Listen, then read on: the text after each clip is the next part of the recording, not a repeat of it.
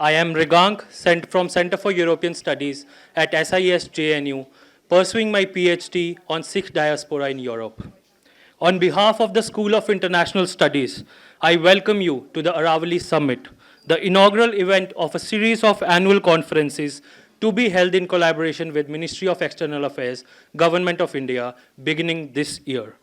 We are hosting this event in collaboration with MEA and in institutional partnership with CRF, the Chintan Research Foundation. This year, we meet to discuss the theme, India and the World Order, preparing for 2047. In the course of deliberations, we ask a clear question: what kind of India will be a global power by 2047, and how should the world prepare for a redefined India? Our discussions will span global governance, economic growth, technology and innovation, migration and diaspora, India's civilizational ideas, and climate and energy. Today, we set the agenda with the curtain raiser and inaugural session. Tomorrow, we transition to working session, aiming to transform ideas into practical pathways. The Aravalli Summit is a part of Platinum celebrations of SIS as we complete 70 years this year. Thank you all for joining us today and making it all the way more special for us. Let me welcome you now to the curtain raiser, which is dedicated to memory, legacy, and institutional reflection of SIS. Of all the schools of SIS, JNU, SIS lays claim to the longest history, going back to 1955. Join us as we take down a walk down the memory lane through this short film depicting the journey of SIS in 7 decades. Before we start this documentary, I request everyone to please keep your phones on silent.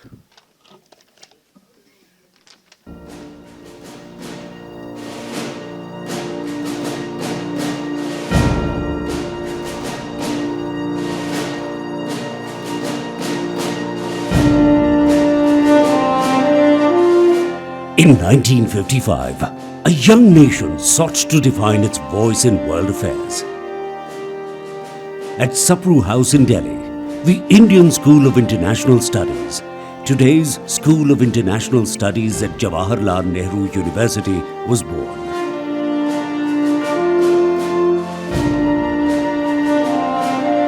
"70 years later, SIS stands as a beacon of scholarship, diplomacy, and intellectual leadership.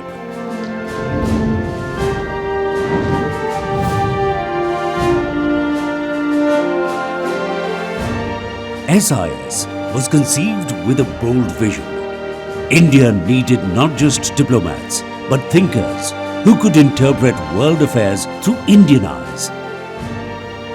The idea was to embrace a multidisciplinary structure and an intellectual commitment to understanding the complexities of the changing world. Visionaries like Hridaynath Kunzu, A. Appadurai, and M.S. Rajan laid its foundations.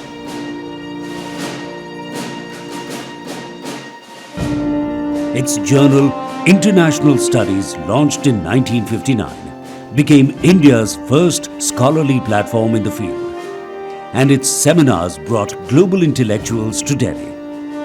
The aim was clear: to produce knowledge rooted in Indian realities, not borrowed paradigms.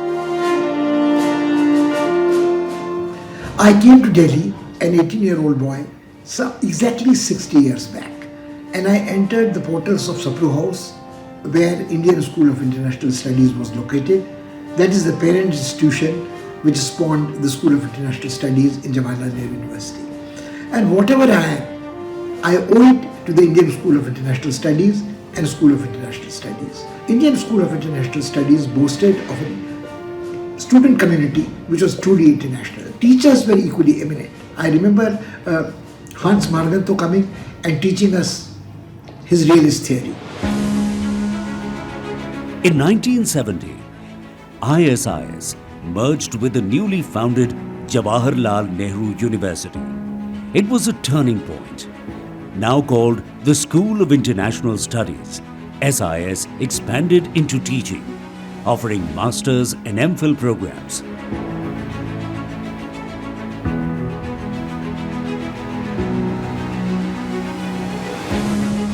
Centers dedicated to the study of regions ranging from South Asia, East Asia, and West Asia to the Americas, Africa, the Soviet Union, and Europe flourished.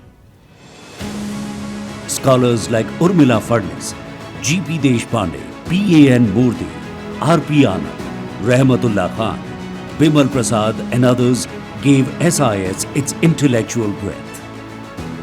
This was also the time when JNU's inclusive entrance exams opened the doors for students from every corner of India, enriching the school's diversity and democratic spirit.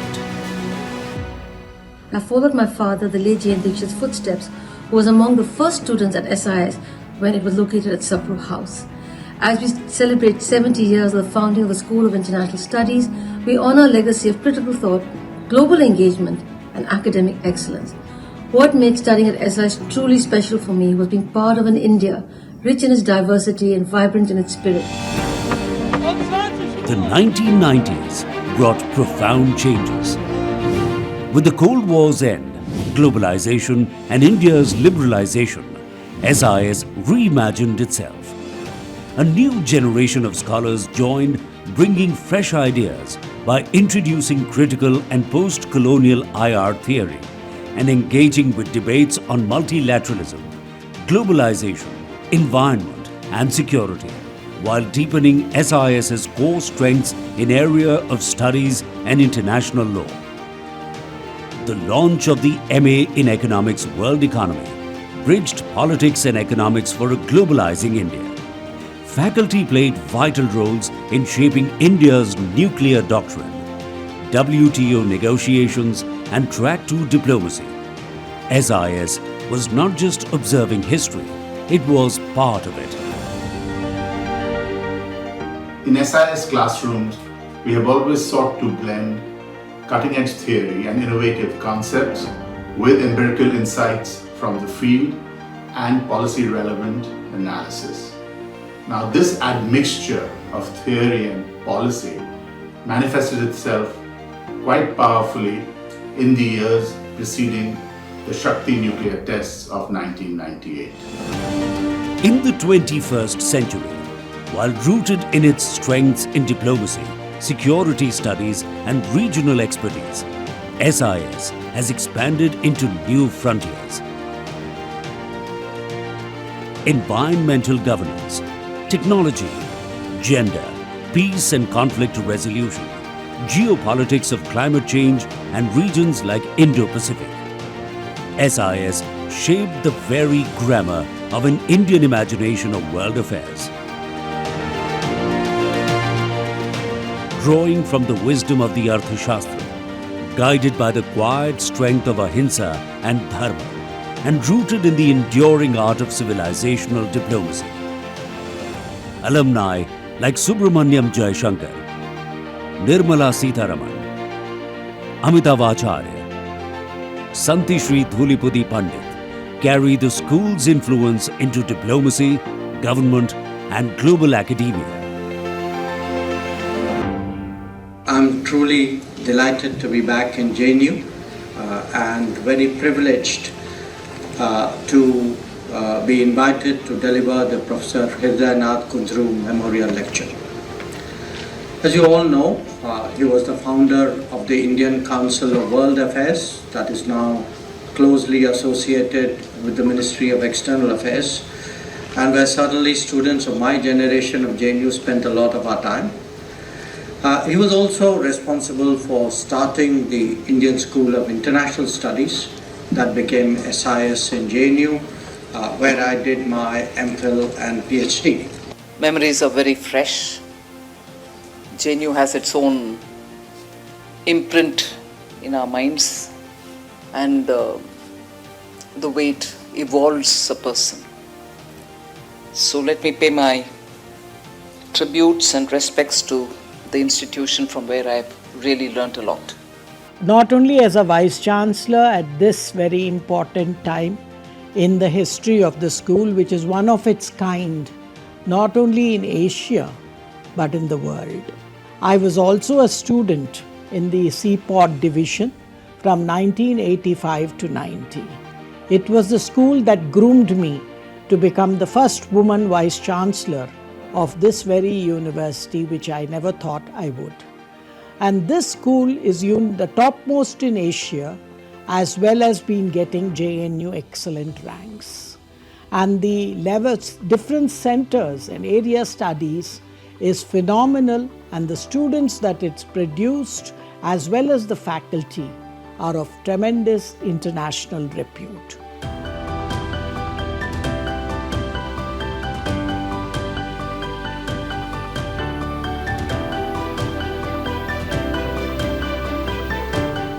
I think one of the most important job as an academic is to inculcate an ability to move beyond the narrow confines of our own surroundings and think and imagine things on global scale.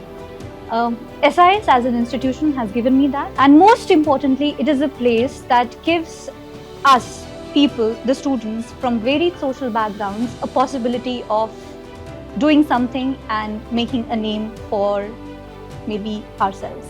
I always wanted to be at a place where I can get academic exposure and learn IR from the best faculty, and SIS has given me exactly that platform. Here we learn not just from academic classes but various workshops and seminars which have been organized. For 70 years, SIS has indigenized the study of international relations.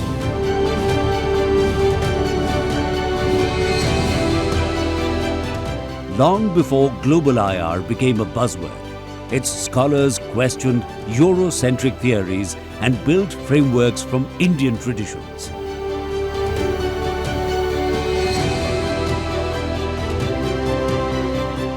Its impact has been dual, nurturing policy-relevant scholarship while encouraging fearless intellectual inquiry. Students were taught not just to absorb knowledge, but to question it, to see dissent as dialogue and debate as discovery. That democratic spirit remains SIS's greatest strength.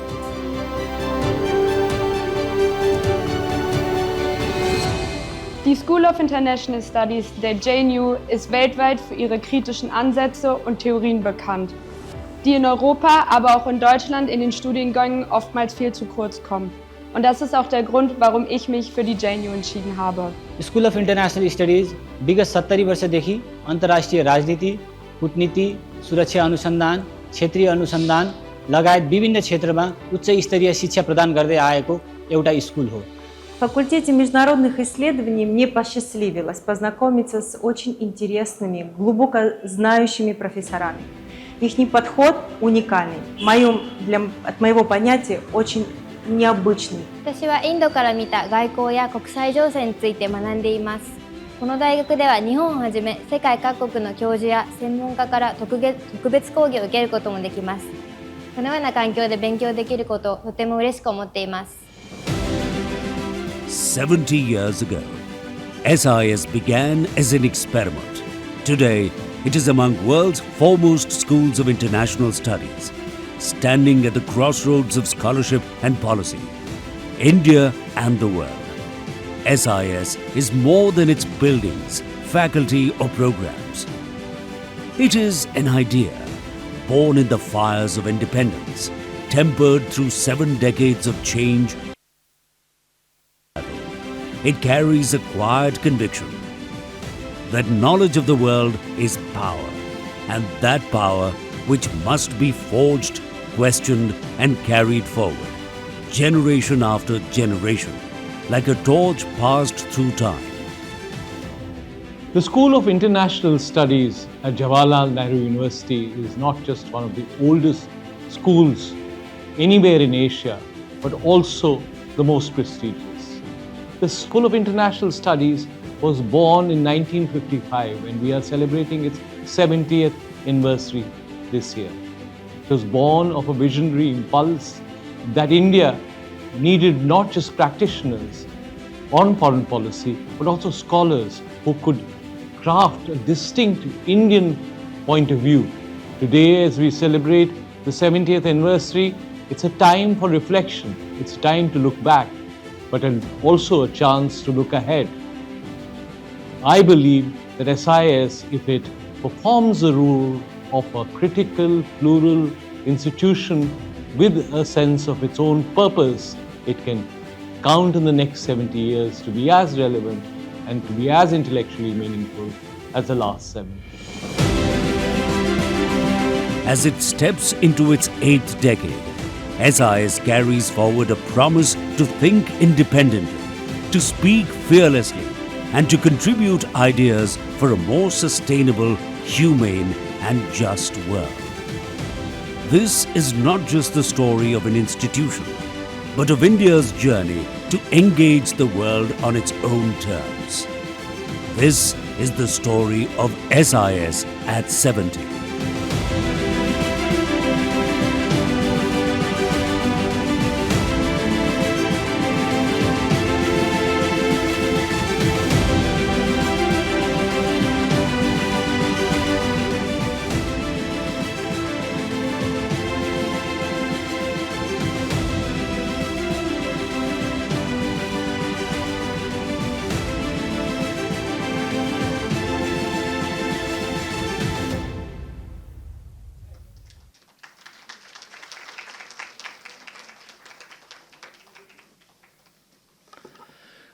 Apart from chronicling the institutional history of SIS, this short film represents, for a young generation like myself, a sense of legacy. It establishes the need to carry forward rich traditions evolved in the 70 years of existence of SIS. We now move to the second segment of the curtain raiser, where we bring together professors emeriti, former professors, and distinguished alumni of SIS to present their reminiscence on the making. May I invite on stage our distinguished panelists now. First, I would like to invite Professor Pushpesh Pant. Professor Pant is a former Dean of SIS JNU.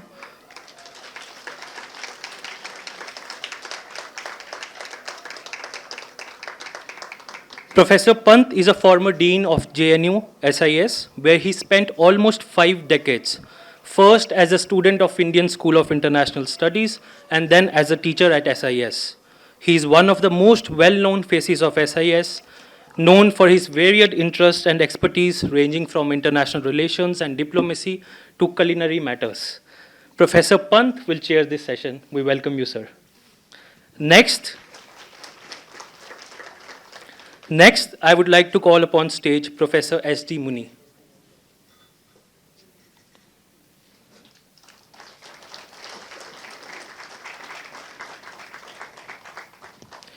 Professor Muni has taught at SIS for nearly 40 years at the Center for South Asian Studies. He is Professor Emeritus at SIS and continues to actively engage in the school's activities. Just a few weeks ago, he spoke on the current political turmoil in Nepal in a seminar organized by Center for South Asian Studies. His expertise on the South Asian region draws also from his practical engagements and diplomacy through his assignments as India's Special Envoy and Ambassador. We welcome you, sir. Next, I'd like to call upon the stage Professor Ashok Guha.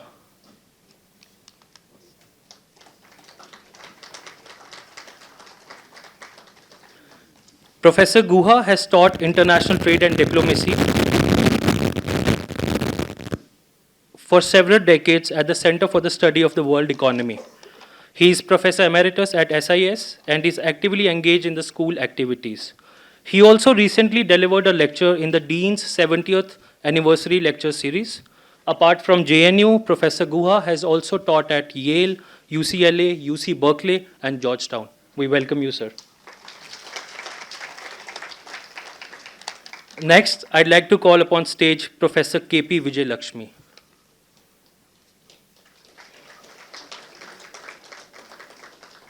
She is an expert in US studies and taught for several decades at the Center for the Study of the Americas. She is currently the head of the Department of Geopolitics and International Relations at the Manipal Academy of Higher Education, Manipal. We welcome you, ma'am. Next, I'd like to call upon stage Professor Tej Pratap Singh.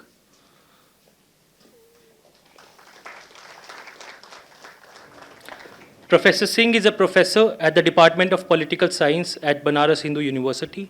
He's widely published and has several prestigious academic recognitions. He is an alumnus of SIS, having completed his PhD from the Center for American and West European Studies in '92. We welcome you, sir. Last but not the least, I would like to call upon stage Miss Mugdha Sinha.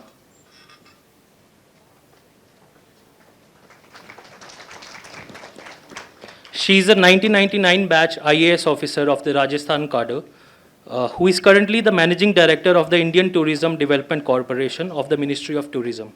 She is Additional Secretary and has served in the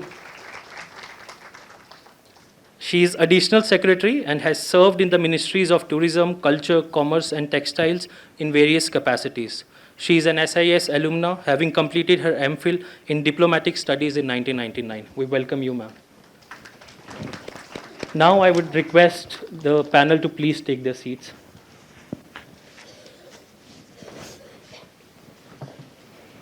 Yes, sir.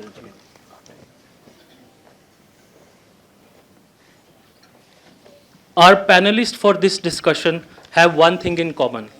They have all, at some point in their lives, been inside a SIS classroom, either in the role of a teacher or for some years, or in the role of a student for several years. Their reminiscences, based on their own experiences, will help us piece together a portrait of SIS. I now request the chair of the session, Professor Pushpesh Pant, to kindly take over the proceedings. Thank you, sir. I'm really very embarrassed. I'm sandwiched between two very distinguished people. Does this sound better? If it sounds better, this means the collar mic is, well, not worth it. What embarrasses me is that I'm sitting next to Professor Guha, and my mind goes back to 1965. I had joined the school, I was all of 18 years plus, and Professor Guha then was, I think, had not completed, and he had joined the school, one of the youngest professors. Even Amar Sen was not remembered as that. He had finished his PhD at 23 and 22 in 62 and joined the school in 63. So it was very interesting in the sense that Professor Guha was the youngest professor in the School of International Studies. And I think Asha called and I had a toss-up which one of us was the youngest student that year.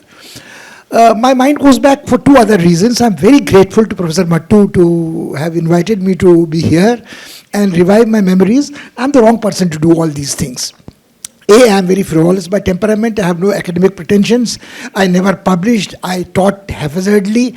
And I still remember that Professor Guha was an absolutely brilliant teacher who almost failed me. I got a B-, the only B- I ever did. But I remember him very, very vividly because I think Professor Guha had a brilliant way of teaching. There were two contrasts. There was another gentleman, Professor Sondhi was there the same year, who had come 1 year earlier than Professor Guha, resigned from Foreign Service. He was non-stop,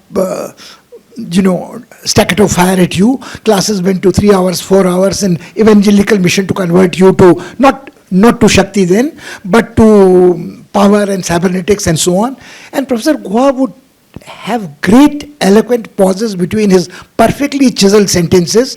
So you had to follow him carefully, and ultimately everything made great sense. And there was not one word superfluous, but he's sitting next to me, so I also remember him that he was one of those very student-friendly professors when it was not fashionable to be so, especially in School of International Studies. I remember that once or twice when we were staying in Gomti Guest House, he allowed me the pleasure of offering him a Wills filter, and I think he's gotten out of the dirty habit by now, I think, because I have given that up. But what makes it embarrassing for me is this, that when it's called the curtain raiser. Now, what is a curtain raiser?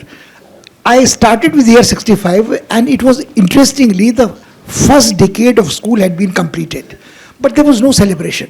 It was almost a time of mourning, because 1962, the memories of the debacle with China were there, the tensions with Pakistan were high, and of course, money was in short supply. Now, how this magician has done this, I don't know, but he has a great gift of mobilizing corporate money, government money, and putting it to excellent use. So, I remember the Nalwa Hall in Jammu where he was there.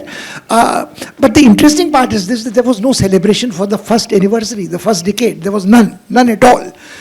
So it came back to me that when the film was going on, that look what a long way we have come. And some points were touched in the thing, and I think one remembers Professor Anand. Professor Anand was again a person bubbling with infectious enthusiasm, and he's the one who was full of his 2 big fat volumes of a Yale LLD, and he was talking about the Afro-Asian approach to international law. And I think Professor Khan was with him, and these two were doing things which made life very exciting at the School of International Studies. And when he was introducing me, he said that I have spent 5 decades of my life in SIS. Actually, it is 6. I think Professor Guha and I are Professor Guha is longer. He joined in 62. He is still around, hopefully for many more years. And I joined in 65, and I wish the same for myself. So, is about 6 decades and so. So I think it was a great, exciting place to be in. But we had problems. We were in SIS then, forgive me for saying so, curtain raisers are 2 things. What are they? They are supposed to whet your appetite before the fun and games actually begin. And for me, the curtain was raised in 65. And I was looking at the wide world, what was going to happen to me here about.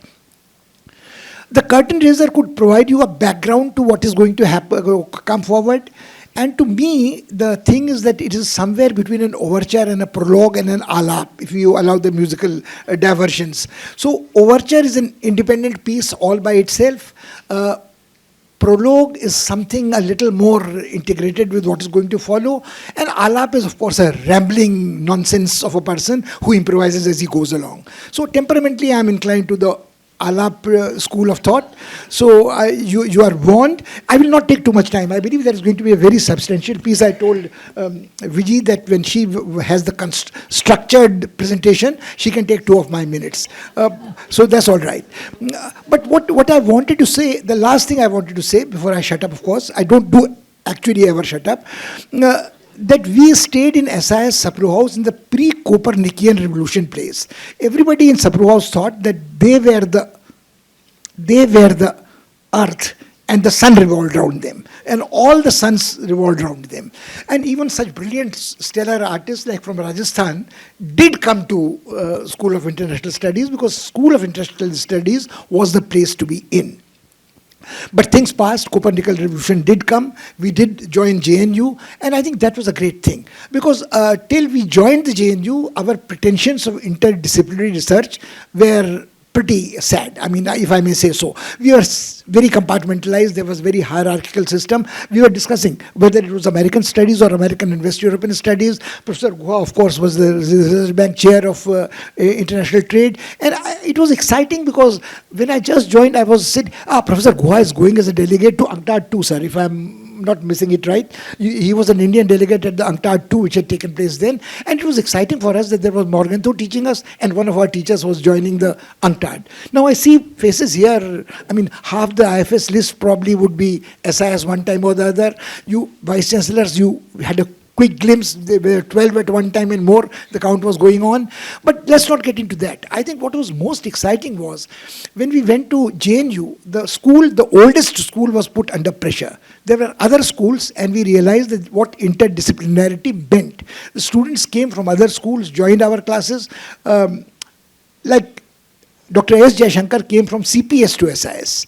There were people like Venkat who were SIS originals. Amitabh Mattu, original SIS. Vijay, original SIS. CPS. Well, all right. We're nothing against CPS, nothing against CPS. They're after all us, you know, there are other planets which move around and we don't collide with them.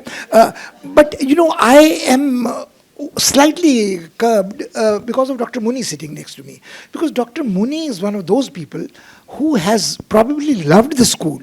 And we have stayed together as hostel mates, we have stayed together as colleagues, we have stayed together as friends, and this has lasted more than six decades. So there are two people on my left and right who have shared this journey of this stupid person for 6 decades and put up with me and suffered me at times in silence. I barely escaped that B minus. I did get a B minus, but B minus bottom would have been repeat of the course. So that's not the point. And I remember with very, very great affection people who joined SIS after we went into JNU. I wouldn't have been in JNU with a job unless Shishir Gupta had joined, Professor Shishir Gupta had joined, and Professor Shishir Gupta was there and Professor Bhavani Sen Gupta was there. And they were the only two people who were sort of what would today be called public intellectuals, writing in newspapers, talking about it. And right now what you see, there is hardly a day when you don't see the present dean speaking to power, speaking to opposition, and he's sitting here. It makes my task even more embarrassing. I think all I'm left to do is to send him that what a brilliant piece on Ladakh, what a brilliant piece on Kashmir. And he never spares anybody. And he uses language with such precision that he doesn't get into trouble. But the school doesn't get into trouble, the bulldozer doesn't come here, but the point is made. And I think I have greatly enjoyed being in SIS. I will keep my mouth shut. And if I'm supposed to be a moderator, may I request Professor Guha to add to what I have said, sir? What about Muni? Sir, I will strictly follow my Guru-Shishya relationship. Okay. I'm quite embarrassed by Pushpesh's introduction. I'm also embarrassed because of the fact that first, I've been asked strictly to keep within time limits, and I'm a very slow speaker, so I have had to write out what I want to say, and will read it so as to keep somewhere within the time limits given to me. And third reason why I'm a bit embarrassed is because what I'll say will be of a very different kind from what you might expect in a session like this. You'll get to know as we go along.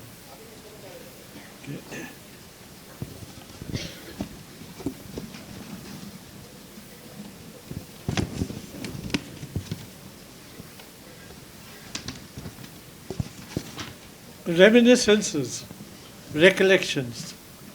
But everyone gets bored with an old man's reminiscences unless they contain generous doses of two ingredients: scandal, one, and comedy.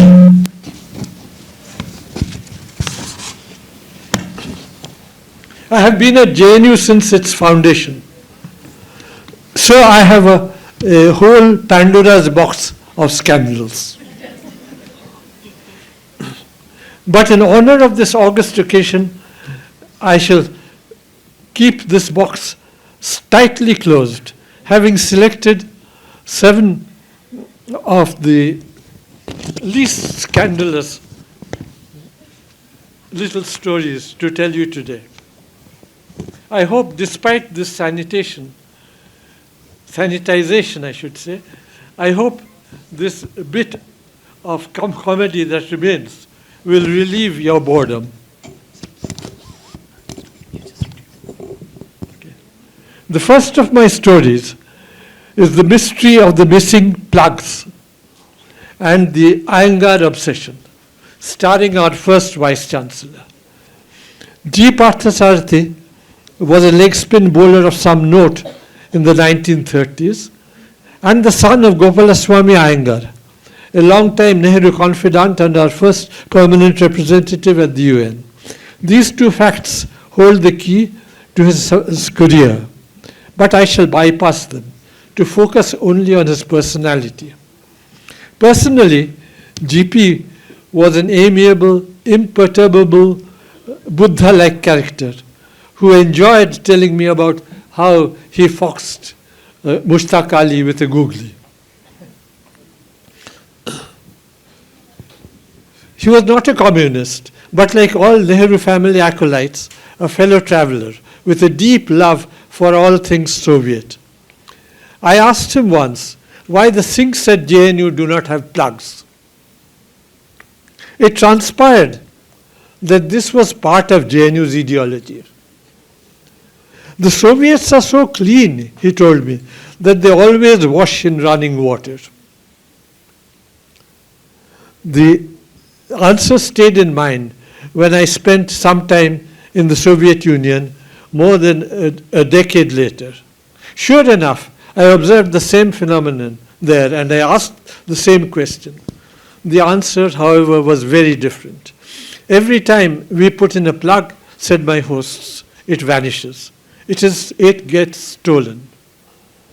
GP was offering a Tamil Brahmin's interpretation of a phenomenon that was universal in the socialist world. After all, Iyengars are supposed to bathe 5 times a day. It is natural for one of them to assume that those whom he adores should share their obsessions. Not all of GP's addictions to socialism were as that innocuous.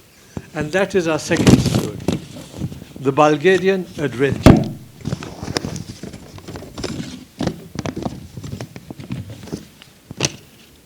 JNU set up the first school of computer sciences in the country. Those were pre-PC days, a time when computers were massive in bulk and cost. It was therefore with much fanfare and many flowery speeches about our cooperation with the socialist world that GP installed or inaugurated our first computer, a gift from, would you believe it, Bulgaria. The Bulgarian computer worked, which was a miracle in itself, but only for 7 days. Then it gave up the ghost and stubbornly resisted all efforts of many expensive visiting teams of experts to rejuvenate it. The School of Computer Sciences functioned thereafter for many, many years without a computer, till the arrival of the PC. Meanwhile, I was approached by various Bulgarian visitors with bottles of misket and other goodies, and inquiries about how they could buy a PhD or at least an MA degree from JNU. Let's leave GP aside for our third story and focus on one of the many bizarre hats I had to wear at JNU. I was for a while a member of the sports committee. You may wonder what my credentials were for this job. Well, I owed my position to my wife. Professionally, she's a psychotherapist, and you may have thought that her hands would be full dealing with the permanent patient at home. However, Indrani is a woman of many parts. So apart from being a psychotherapist, she is also a judoka. Now, a judoka needs to practice, especially her throws. And you cannot practice throwing without somebody to be thrown. Drishti, my daughter, had not yet been born. So I was willy-nilly elected. In order to survive, I had to learn how to fall without getting hurt. It was because of this highly specialized skill that I was appointed to the Games Committee. My first assignment there, however, had to do with the JNU cricket team. The cricket team had to negotiate many problems, including the wrath of the student union, which had declared cricket to be a capitalist colonialist conspiracy. This was in sharp contrast to the highly proletarian game, tennis, which coincidentally happened to be Comrade Sitaram Yechuri's favorite pastime.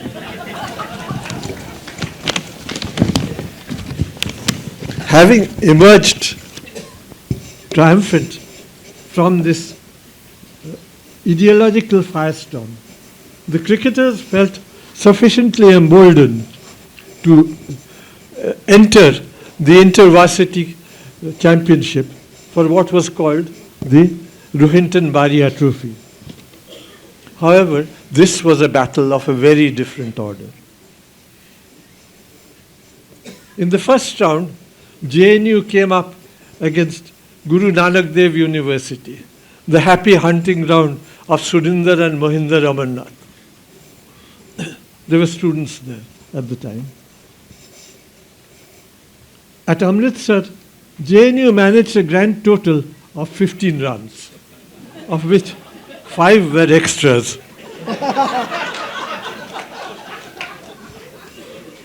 The top scorer to be elected captain for the next year had scored 2. The cricket team never recovered. It was far too demoralized to survive. The capitalist colonialist conspiracy was foiled. Jinusu and Comrade Yechuri had had the last laugh.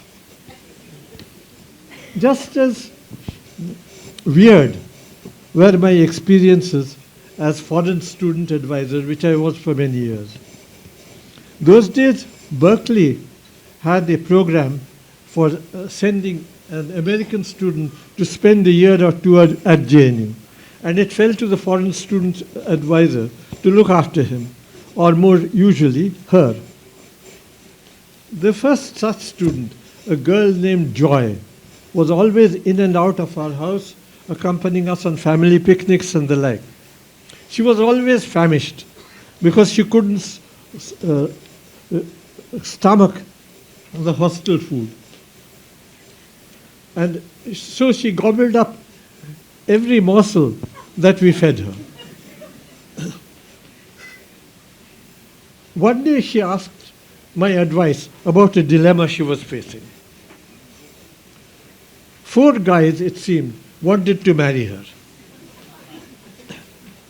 An American Jewish biochemist, an Arab Muslim sheikh, a Gujarati Hindu entrepreneur, and a handsome Sikh taxi driver. I had already heard about the last from the rector. He had received a complaint from a bunch of other jealous taxi drivers about Joy's selective goings-on with her particular inamorata. The rector wanted me to put a stop to this. I refused, saying, who was I to intervene in an affair between 2 consenting adults? And now, confronted by this request for marital advice, I hemmed, hawed, and laughed it off, or thought I had, telling her jokingly to marry the taxi driver. Joy disappeared for several weeks after this. When I next ran into her and asked what she had been up to, she asked in tones of deep embarrassment, haven't you heard? I hazarded a guess. You married the taxi driver. That, it turned out, was precisely what she had done.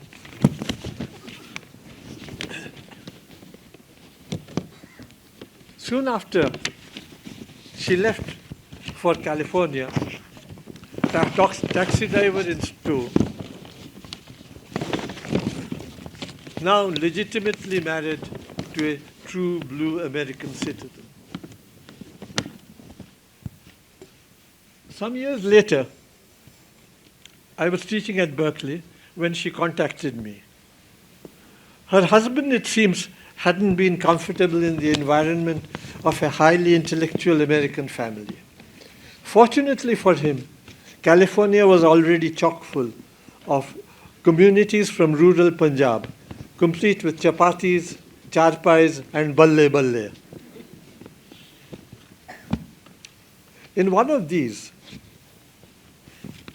he had discovered a soulmate, a sympathetic listener to his tales of woe, and, you guessed right, absconded with her.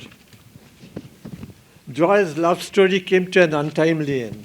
Thereafter, she decided to devote the rest of her life to the Peace Corps.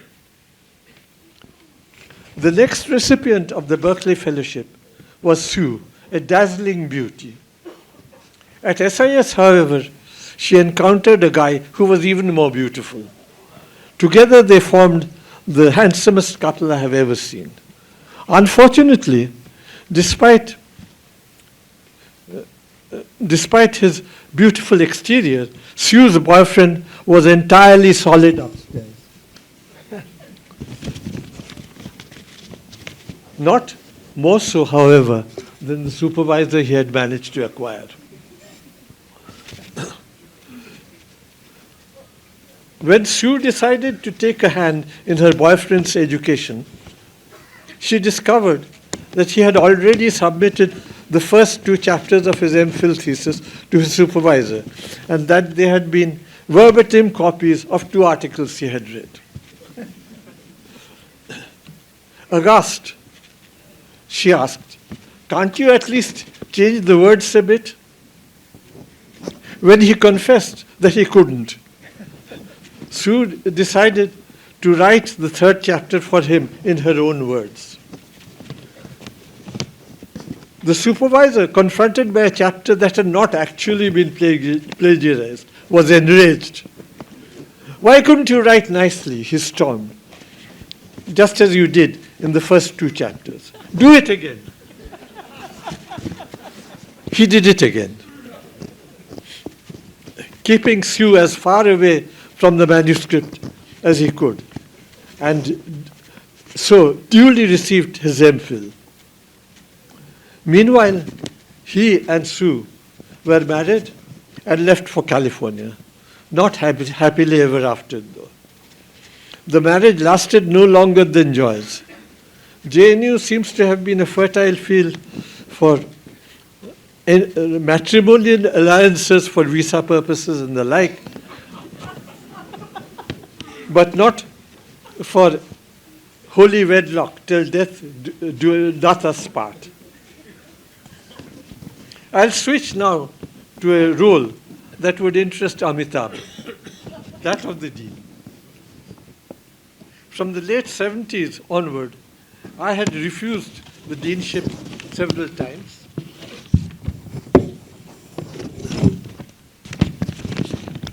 So,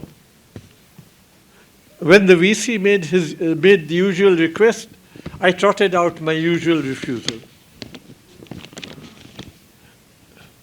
But this VC had an ace up his sleeve. And this trick I shall describe as the Nigerian intervention. "If you refuse," he said, "the only option I will have is Professor X. As you know, he comes to office daily at 4:30 in the evening, only half recovered from his drinking bout of the previous night. And of course, you know what happened last month." I did indeed.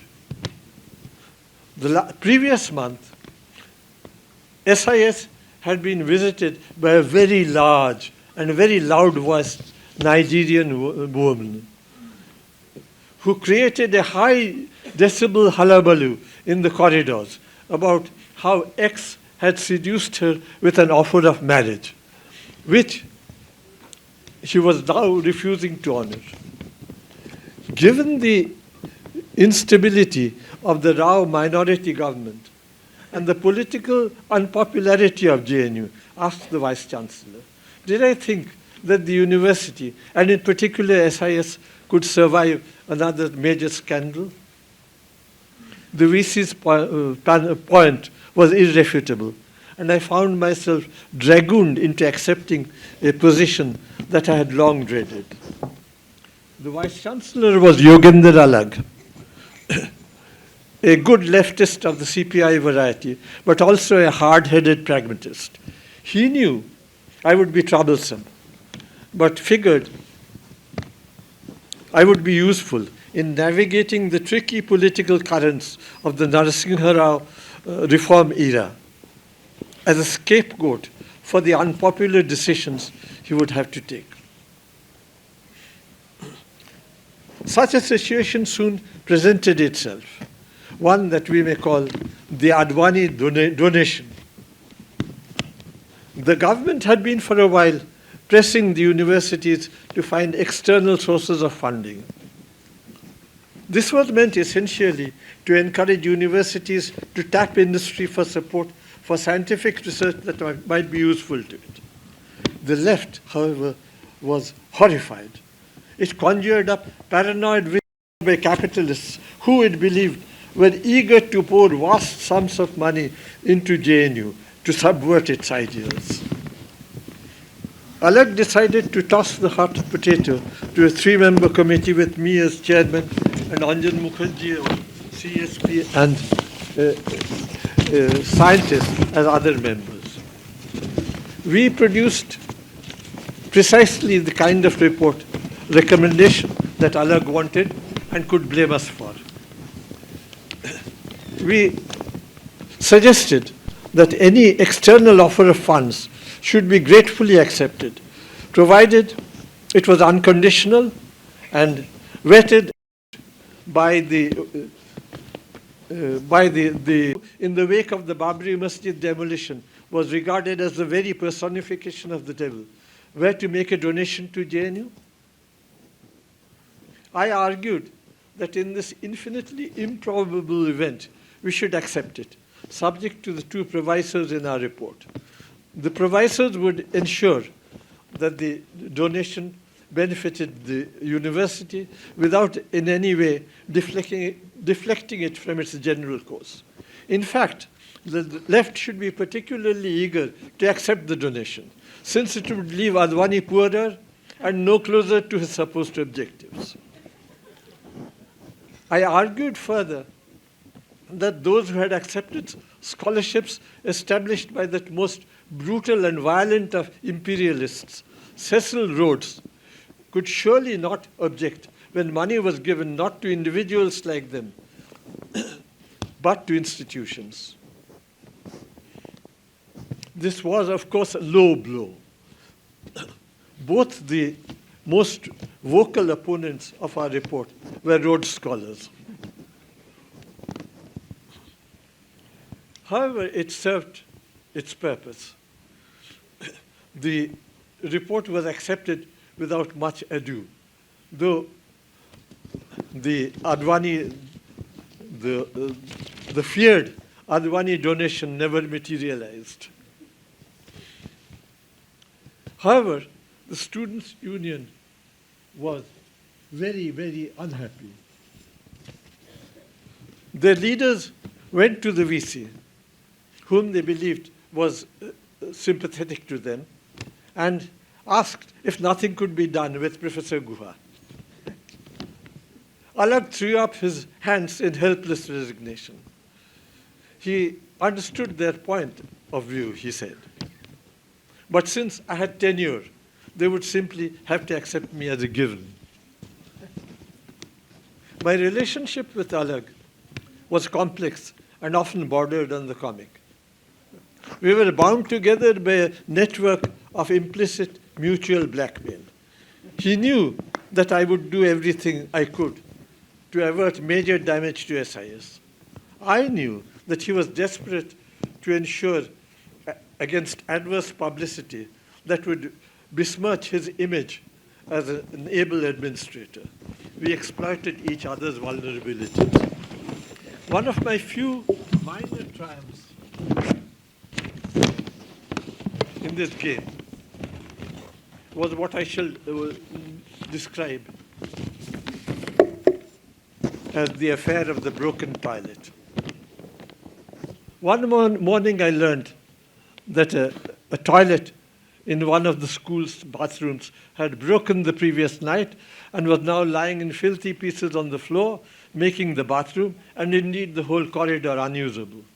I rang up the chief engineer, apprised him of the problem, and requested immediate replacement. I thought I had explained the urgency of the situation, but after 10 days without any action, I called the chief engineer again. He explained in words of one syllable.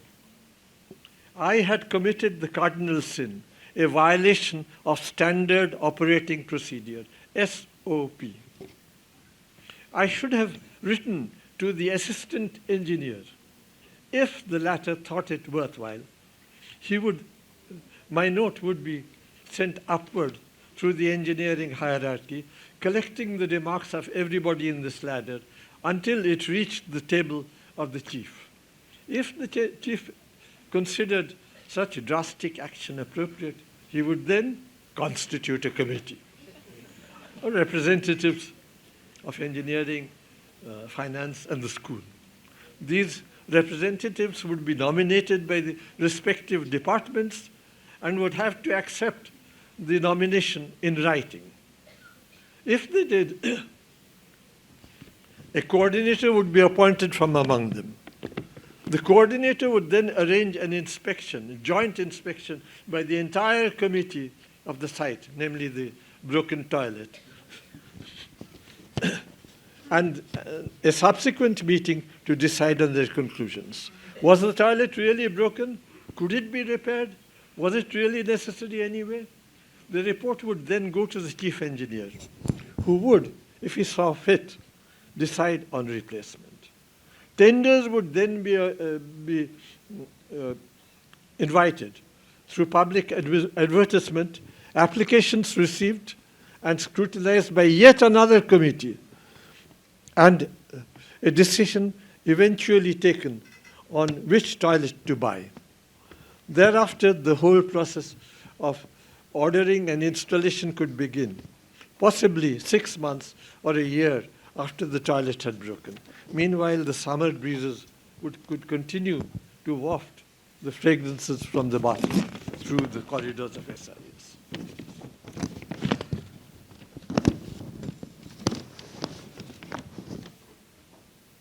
Alag had instituted a practice of regular meetings with all his deans to keep himself abreast of affairs.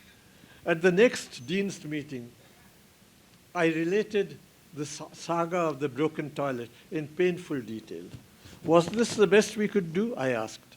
After all, the chief engineer needed just one peep at the toilet to see that all the king's horses and all the king's men couldn't put Humpty together again.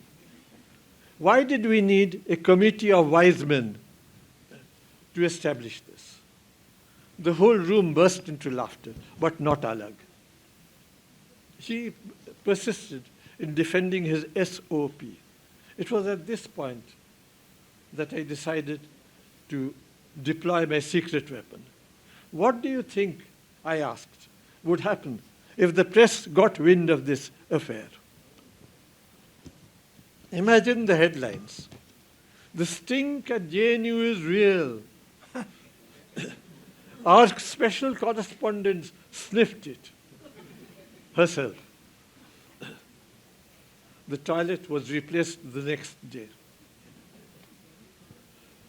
We began with bathroom sinks and ended up with toilets. We have come full circle, and it is time for me to stop. Thank you, sir.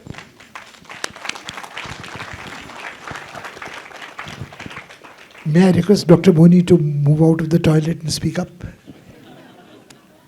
Thank you. Am I audible on this map? No? Am I audible?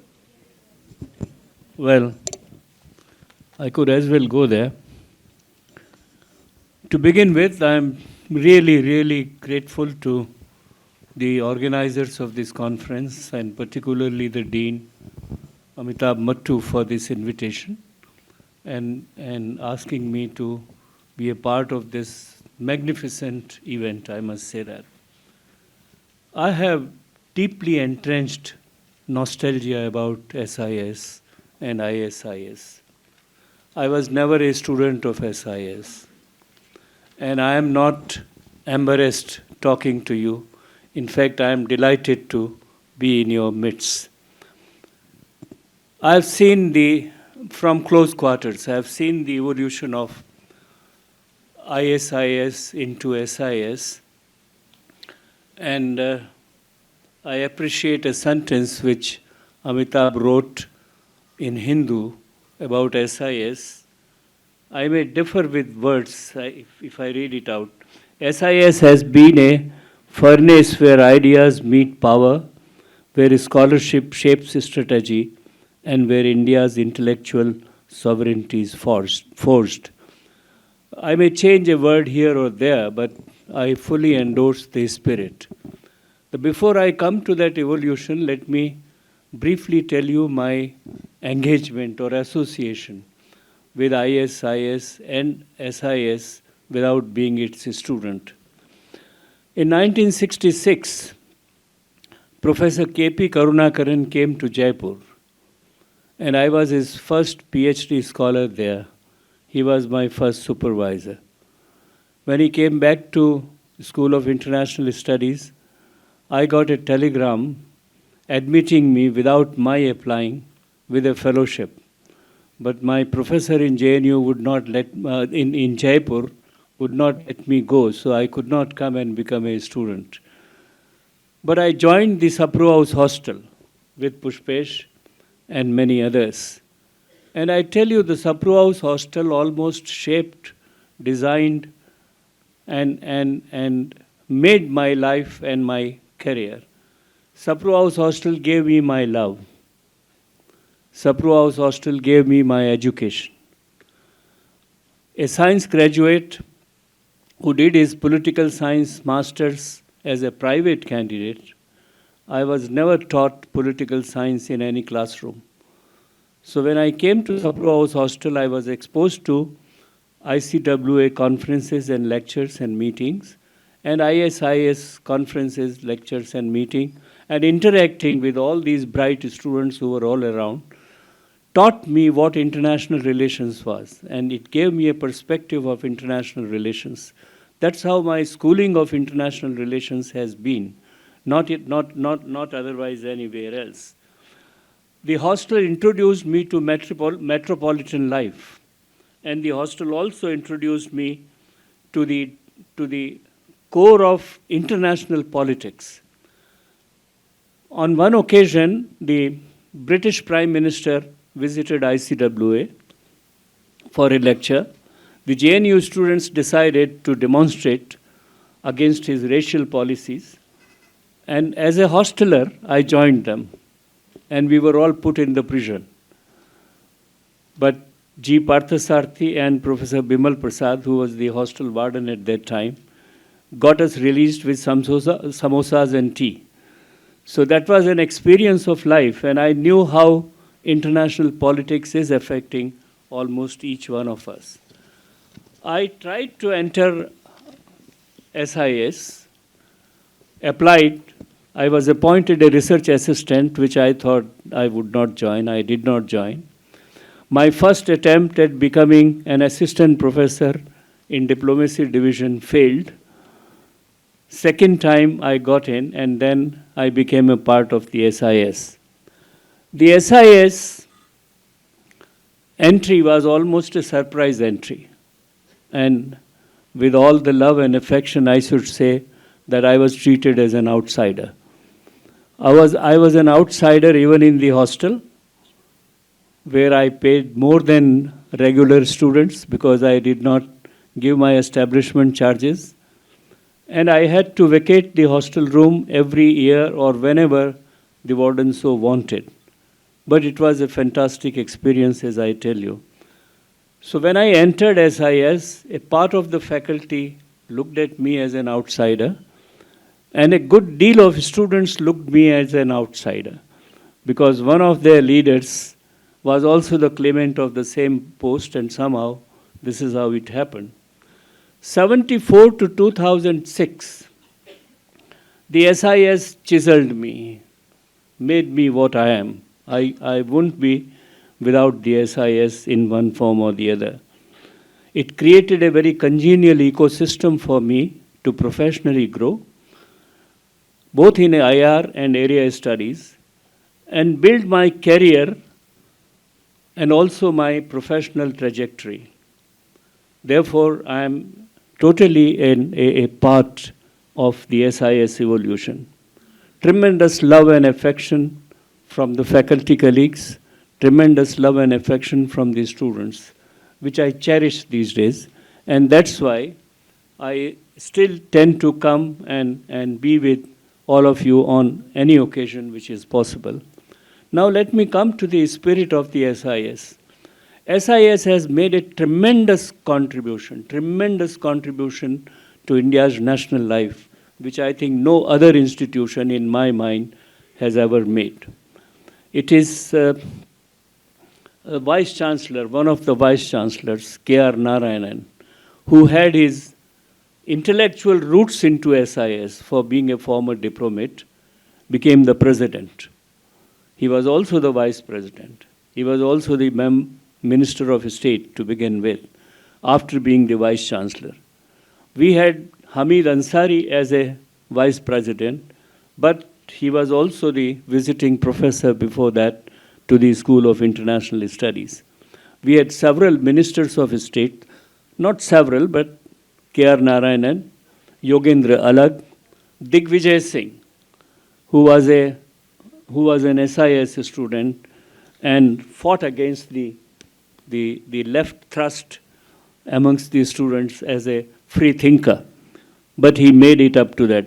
Several vice chancellors, two of the Padam Shris we have amongst us, and members of parliament. I mean, this kind of a contribution. But in addition to that, the SIS has produced diplomats, which have, I think one of them is sitting with us, but many of them, Jaishankar is of course an example, he'll come and talk to us later on. We have produced diplomats of that type, both amongst the students and amongst the faculties.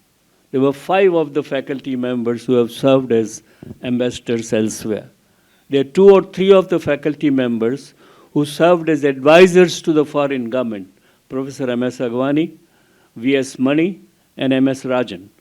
So you have this spectrum in which the national life cannot be really recalled and connected without reference to the SIS. Then you have,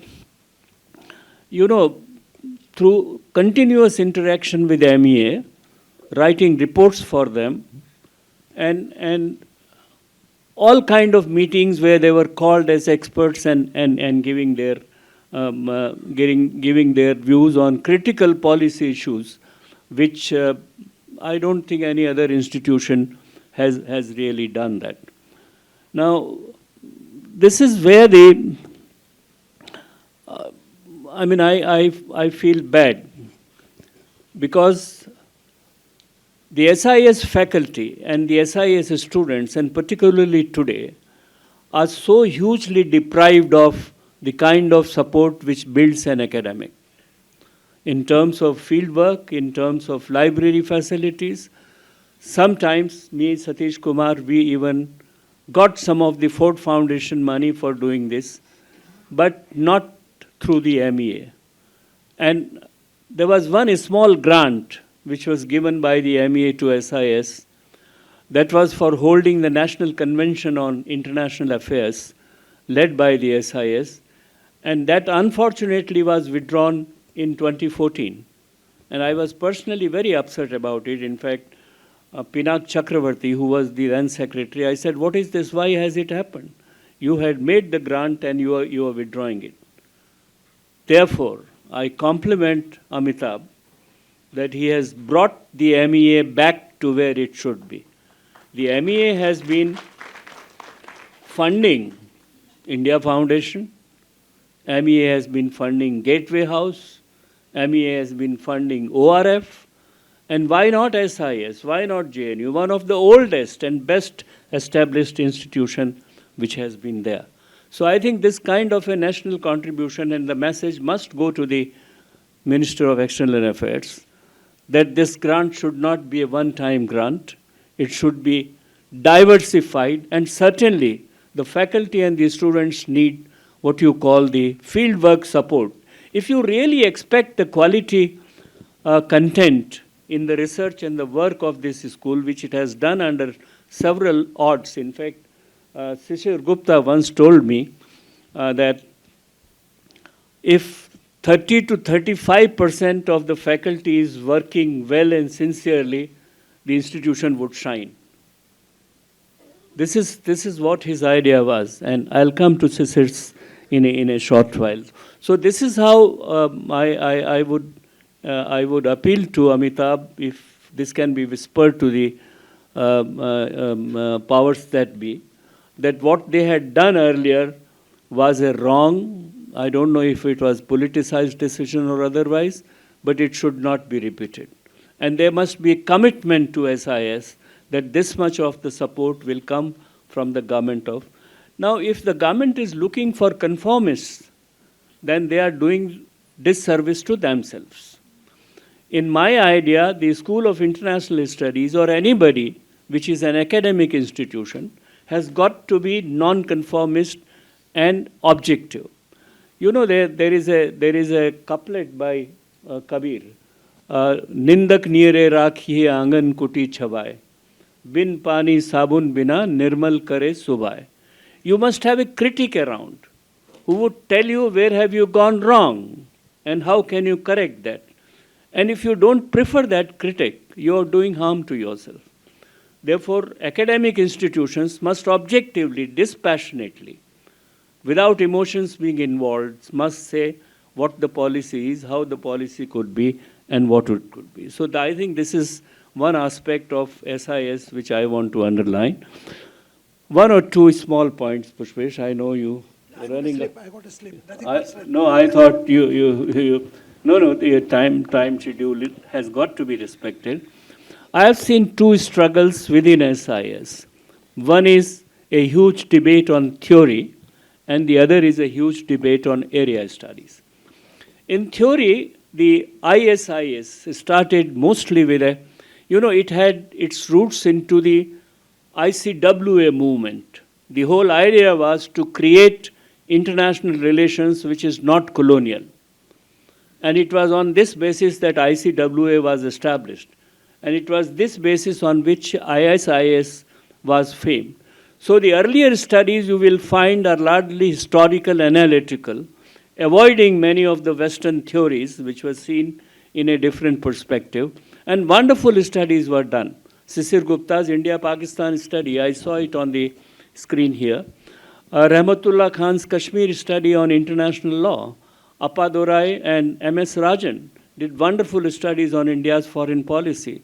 K.P. Karunakaran, much before Maxwell wrote India's China War, he had a paper criticizing Nehru's forward policy which could create trouble in the 62 context. And his paper was criticized and what you call quite, severely attacked in the parliament. But this was the kind of the quality which really came up. Later on, young and more sophisticated colleagues joined, and there was a debate on to how much theory should be brought in over here in these studies. And this debate between theories, mostly Western theories, of international relations and their adoption in the school. And we had a debate. We had a debate also on the strategic culture of India. And these were the... So on theoretical parameters, we have had a debate and we have grown out of it. We have evolved out of it. Similarly, on area studies, to begin with, a lot of area studies was influenced by the Cold War. And area studies concept came as that. We started following the names and caricatures of what the Westerns thought we should be doing it. I'm sorry to say that still we have not been able to purge ourselves purely, completely from that notion, but there is a greater consciousness of what we should look at the area studies in that respect. I had a chance of being in one of the committees of reorganizing a school, and therefore I have that experience. Details on some other occasions. And the last point is about the recruitment of faculty and the admission of the students. And here again, I may not be very pleasant when I feel, and as an outsider, I felt that there was more of an inbreeding in the school than people coming from outside. It's inevitable, and I understand it, and I stand by that, because there are no other institutions which are teaching international relations and expertise in area studies in a manner which is available in SIS. So when it comes to choosing the right people, you cannot but have to depend upon the products of this institution. There is no doubt about that. But still, I think there is a scope to revisit this concept. And amongst the students, I have seen, unfortunately, many times the kind of criteria which was laid down in order to have more of a national flavor and national composition in the students. When we sat down for the interviews, we had certain biases, we had certain preferences. I don't want to spell them out, but I think those preferences have got to be shed off. So if the school has to build, my submission would be that broaden the parameters, both on terms of faculty, and stick to the JNU norms so far as admissions are concerned. Having said that, it's a tremendous institution, it's a great institution, no parallel, not only in Asia, I don't see much elsewhere. Earlier there was an idea that we should have a Kennedy School of Diplomacy, but forget about that. I think we are wonderful as an Indian School of International Studies. We should remain Indian School of International Studies and somehow craft our perspectives which are rooted deeply into our national ethos and culture. Thank you very much. Thank you, Dr. Muni. That's a brilliant keynote address. I think it's more than a curtain raiser. It is almost a keynote address. I just wanted to make two small points. A point has been made about incestuous inbreeding in the school. I don't think that's quite true. Who calls himself an outsider is the Professor Emeritus here. A person who was an insider had to look for a job in Delhi University, did not get ever a job in the parent department, and despite my supervisor being very fond of me, I had a backdoor entry when Shishir Gupta came, and I got a job which was meant for somebody else. So I think that's something. And I have no doubt in my mind that there has been inbreeding, but there has been in certain departments. This is not the occasion to get into that. I will take a liberty. I've been given a chit that we are running out of time. So I couldn't do that to Professor Guha. I couldn't do that to Professor Muni. He took the hint in any case. She is waiting, and I'll give you the slog overs towards the end, where the time limit will be less, but the run rate would have to be higher. Can I request Mugdha to keep that in mind? And Can I speak from this? please do, please do. 5 to 7 perhaps?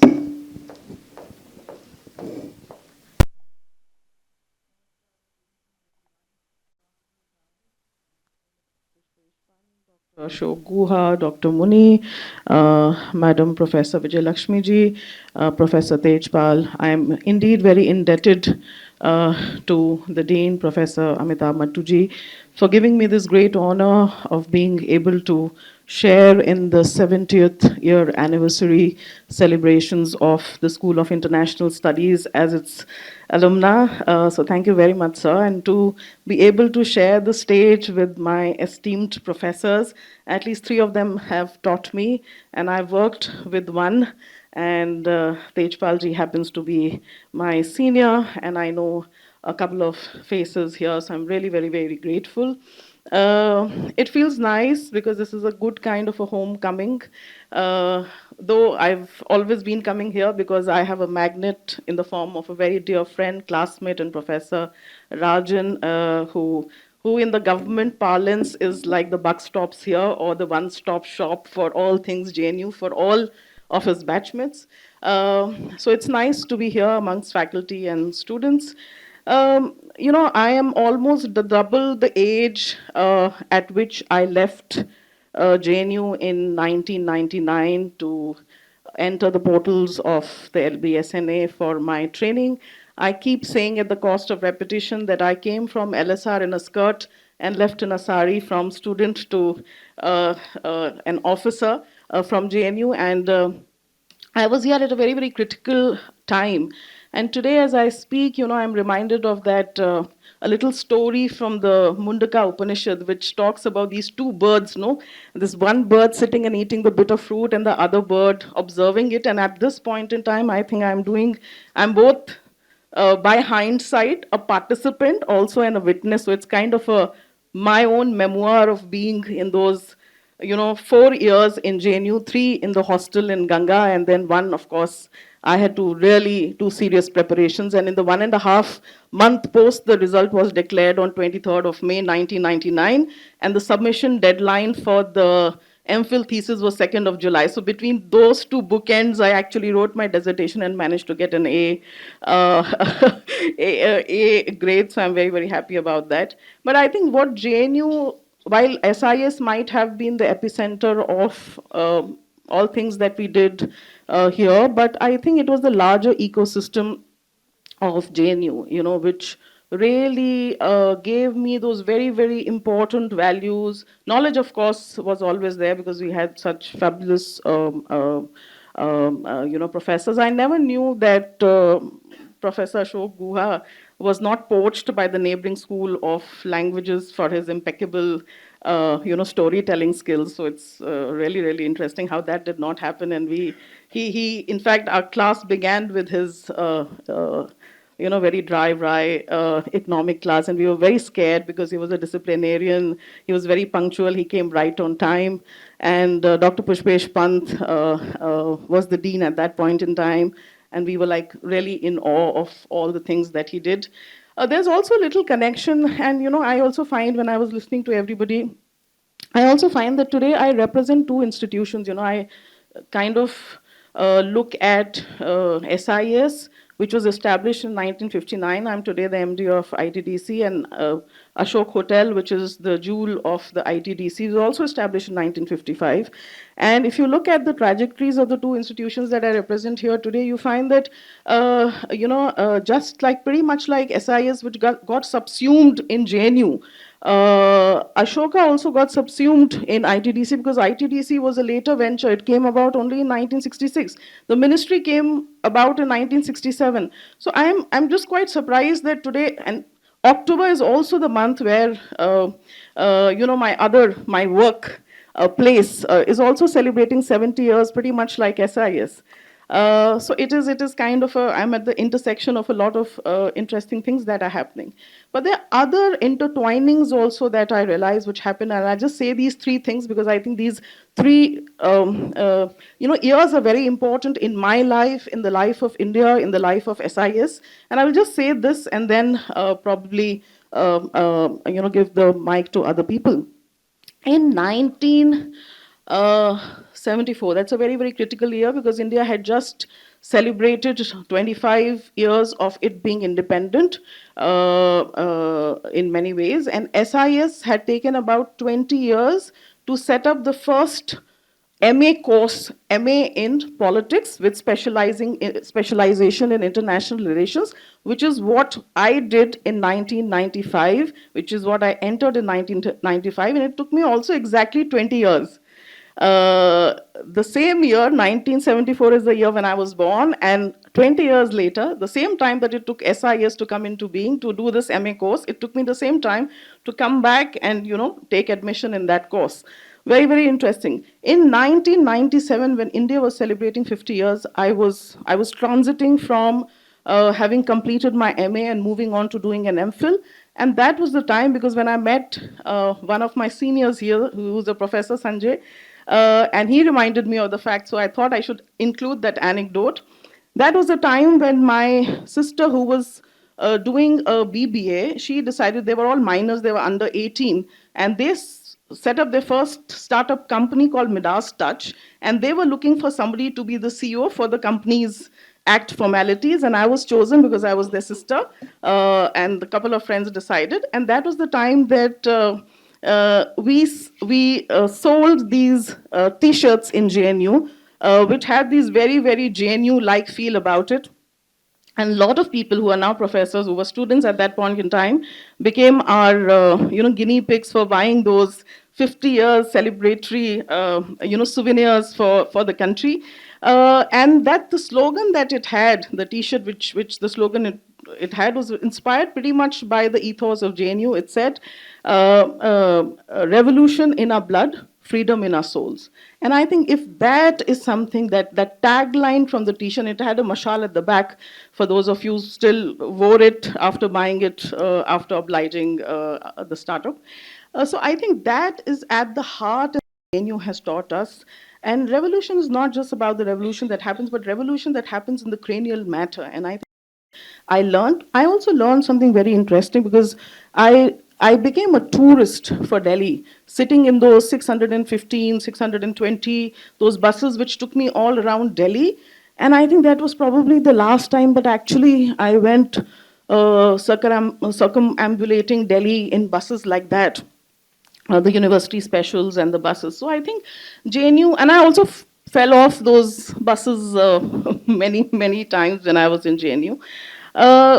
SIS, I think gave me three things if I were to recall very crisply. One is the whole quest, the seeking for identity. I think the whole campus came around giving me that. The second, the feeling of belongingness. I think that was very, very important apart from the critical thinking. And I can even say today, because in 2022, when India was celebrating 75 years of its independence, the batch was celebrating 25 years, the Silver Jubilee. And I can tell you our batch has done exceptionally well. We have filmmakers, we have journalists, we have diplomats, we have career civil servants, we have academicians, we have professors. And the fact that we can come back to this safe space of having made not just scholarships, but also very, very deep, bonds in friendships. I think that is something that I always will remember JNU in terms of the lasting legacy that has given me. Because, ideas will transmit through people. Institutions are made from ideas, but institutions also make individuals like me and have left a very, very deep, lasting legacy. One thing that, when we went to Labasna, there were a couple of us from JNU who entered the service in the same batch, and we had an auditorium like this where we had lectures and where we could ask questions. And the moment, first time we realized that all of us from JNU had raised their hands. And it kept repeating. And then everywhere we went, they said, ye JNU se hain.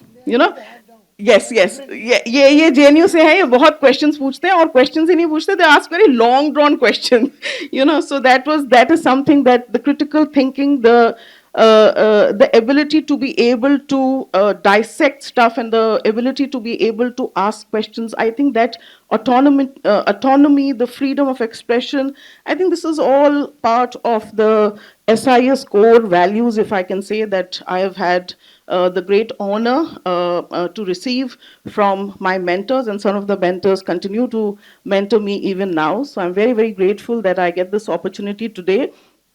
My articulation, in fact, is an ode for all the things that I have received in bountiful measure from all the fabulous people. Thank you very much for having me here. Thank you. That was wonderful. I will just take 30 seconds because she was full of coincidences. Dr. Karan Singh was missed out. Dr. Karan Singh gave his land, gifted it to Ashoka Hotel to be built, and he was the first chairman of the ITDC and the Minister of Tourism, and he was also the Chancellor of the JNU. And Amitabh, there is a strong J&K connection both at the Ashoka Hotel and this place and several other places. Can I request Dr. Singh to please, and you'll forgive me, Vijay is going to kill me, but I think if you could be short. No, you don't have to give up. All the time after that is yours. you will be delivering the valedictory. No, the minister is not at the door. The wolf is at the door.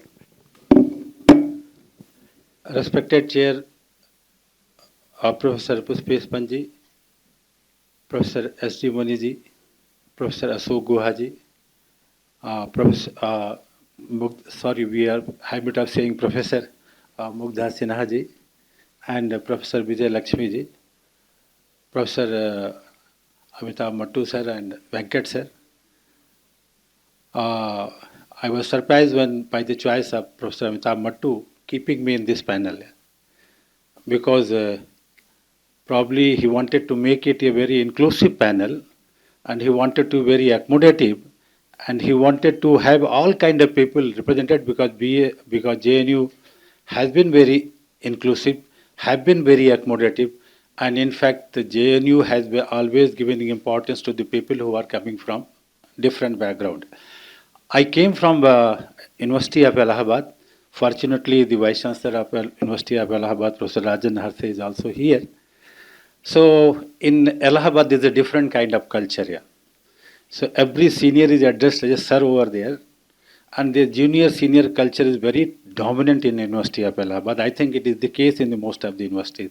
So with that mindset, I entered in JNU campus. So even some of them who were my batchmate, but since they have lost the hair, etc., I was in Purvanchal, and Professor Mattu and Venkat Sarabri was in Purvanchal only. So I used to call them, sir. Then first lesson I learned here that no, everybody is equal here. No one is junior, no one is senior. Everybody is a JNU student. So don't call sir. Give up this culture of sir. Later on, being in JNU, we gave up this habit of addressing everyone sir. So this is the first step. And the second thing, I will start from Purvanchal, Brahmaputra, because it is a very different kind of life that was different from JNU. I will come to the JNU, but briefly, Brahmaputra hostel. And luckily, all those eminent people in Brahmaputra hostel, they were all from SIS. Mattu sir was one of them. Venkat sir is sitting over there. Even Gulshan Sachdeva, he was also in Purvanchal. Their faculty here. Saras Soni is also here. He was also in Purvanchal. Some of them who were well known, Taranjit Singh Sandhu Terry, because these people used to call him Terry, he was also in Purvanchal, SIS only. So all those big people who were well known, and even Harmeet Singh, he was well known at his time. And he was the person who never allowed any resolution to be passed without any objection, because he was the one person to dissent. He was always the dissenter. And we had the culture of having this lecture after the dinner. And Harmeet Singh was the one person, he was never allowed to ask the question, because his question used to be very lengthy and very tricky also. And if the speakers have some left leaning, so probably Harmeet Singh will not get the time to ask the questions here. So that thing was there. And then in my time, the Purvanchal expanded.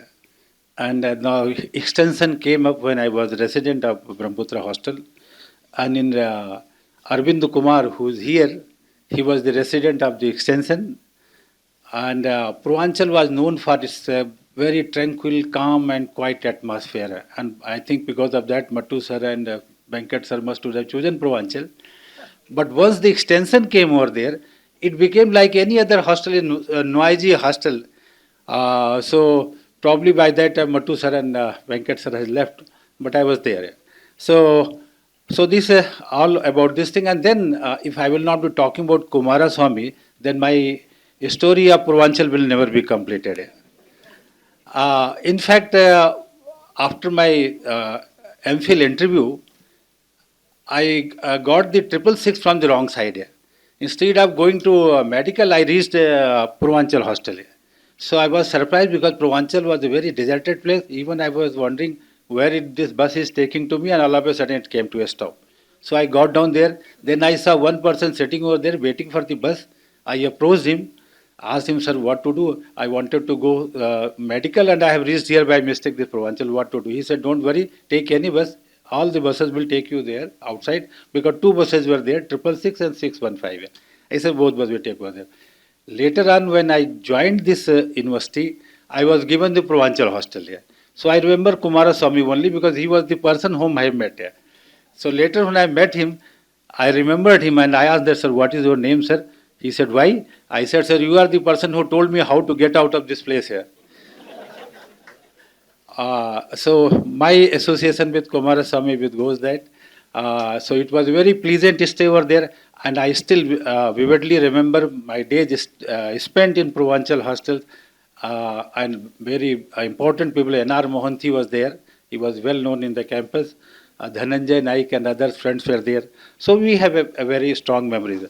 Coming to the this SIS here. In my time, when I took admission here in 1986 to 1992, I was here. When I took the admission, the SIS was the downstairs. So it was the down campus. In my time, SIS shifted from down campus to the up campus. The new building, its earth-breaking ceremony happened when I was here. The building was completed, and the whole SIS was shifted from a down campus to the up campus here. So Purvanchal hostel expanded, one more extension, and then this thing here. So a lot of activity happened. Many hostel also came up in when I was a student here. Narmada hostel came up, Sabarmati came up in my time here. Coming back to finally my own center, I was in the Center for European Studies. It was known at that time Center for American and West European Studies. Madam Vijayalakshmi was also there. In fact, when I was a student, she had joined as a young faculty here. So Professor Chopra, yeah. Professor S.S. Chopra was my supervisor, and about whom everybody used to say that if the world history has to be divided into three parts. So one is pre-de Gaulle, one is de Gaulle, and post-de Gaulle. That's all about the world history. So that was famous about Professor Chopra, sir. He was my supervisor. Others I'm not talking about because Vijayalakshmi will be talking about this. And finally, this BHU. The BHU JNU has very strong connection, and one of them is Professor S.D. Muni himself. Very briefly, very few people know. Very briefly, he joined BHU. He was there in BHU for a couple of years, but probably his affection and his close association with SIS did not allow him to continue there in BHU, and he returned to SIS. Many BHU students have now joined this university. When I go out of this room anywhere, I found everywhere now this university is full of BHU. And probably now in my faculty there are 4 JNU who have studied here in the SIS JNU. If I am including CPS also, the number will go to the 7-8.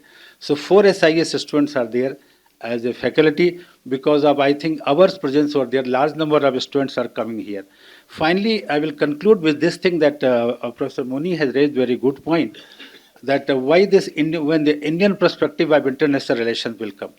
Whenever the Indian perspective of international relations will come up, JNU has to play the leading role. JNU, in fact, many work has been done, but still probably it is not sufficient. But I am surprised when, because in 1919 international relations started. I think first chair was established there in United Kingdom. And in the same year, Binay Kumar Sarkar writes a Hindu theory of international relations. And it was published in the American Political Science Review that was brought out by the American Political Science. And it was prestigious journal at that time. It is still prestigious journal. But in the more than 100 years, we have not made much progress in developing Indian perspective of international relations. I am pretty sure under the leadership of Amitabh Mattu sir and many other, Indian perspective of international relations will be developed. Finally, I am concluding with this, that when with the MEA money, ORF are organizing Raisina Hills Dialogue, and India Foundation is organizing Indian Ocean Conference, and RIS organized the University Connect program. So why not Jawaharlal Nehru University should organize this Aravalli Hills Conclave every year? It should be an annual affair, and I am pretty sure under the leadership of Amitabh Mattu, definitely Aravalli Summit will become an annual summit funded by the MEA, and it will be more popular than the Raisina Hills, than the Indian Ocean Conference under the dynamic creative leadership of Mattu sir. Thank you so much, sir. Thank you so much. Thank you. Vijay, at long last, the stage is all yours. You have 20 minutes to begin with. No, I'm having a look at the watch. We have till 5:45, and the lighting of the lamp is at about another 15 minutes after that. So you can keep one eye focused there to see if Dr. Jaishankar is walking in, his security is walking in, and all yours.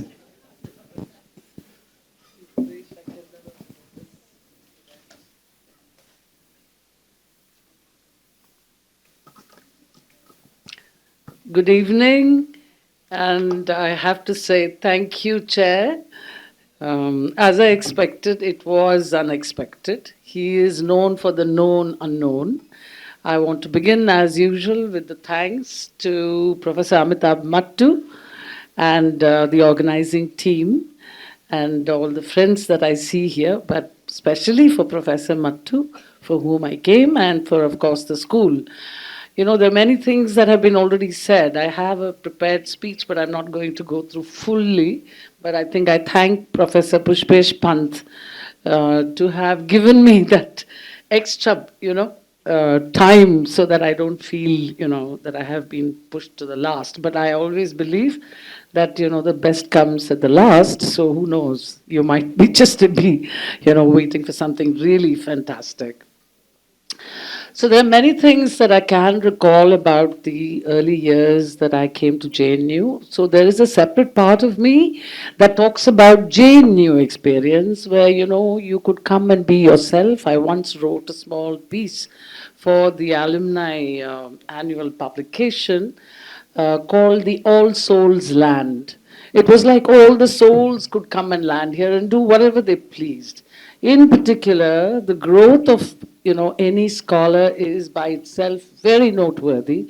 But for women in India, and I know this was something that I discussed with one of my colleagues last night, there was a certain amount of, distancing, and there was a certain amount of, one felt, biases and so on. And JNU gave you an opportunity to not only have an identity, but also an agency to change things, which was something unique. And SIS, once you came towards SIS, you not only realized the breadth and depth of that agency, you could do things to really change the world.